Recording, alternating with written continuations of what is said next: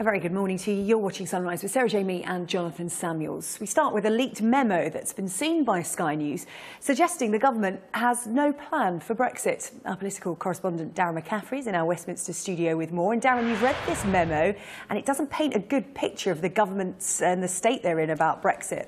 No, it doesn't, Sarah Jane. In fact, I think it presents what is the complex and rather fraught proceedings that essentially the government's going to have to deal with in trying to deliver Brexit. The real challenge, the scale of the challenge the government faces. Now, this is a Cabinet Office memo written by an unnamed consultant that has been seen by myself and Sky News, and essentially it paints a picture of a divided government, a cabinet that is split on what precisely they would like to see are the priorities for Brexit, unsurprisingly along the lines of those that campaign to leave most vigorously, people like Liam Fox and David Davis, against those who campaign to remain in, who want to be more pro-business friendly, like Philip Hammond, the Chancellor, and the Business Secretary, Greg Clark. Also suggestions that Whitehall is having to deal with some 500+ projects.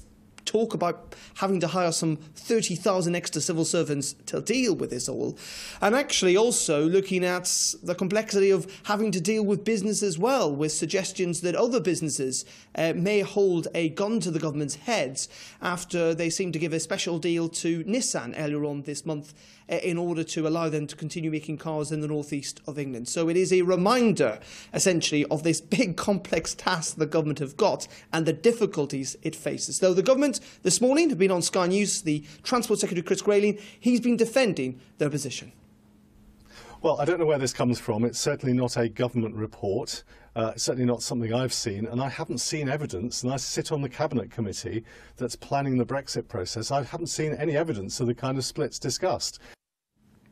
Now, Labour are saying that this is another sign of the shambolic nature with which the government are dealing with Brexit, though it should be said, Sarah Jane, that in this document it says the government are not going to get their priorities together for another 6 months. That goes beyond, of course, the end of March when Theresa May said she was going to trigger Article 50. So it's all difficult stuff, but the government pretty firm in saying that they do not recognise any of this morning.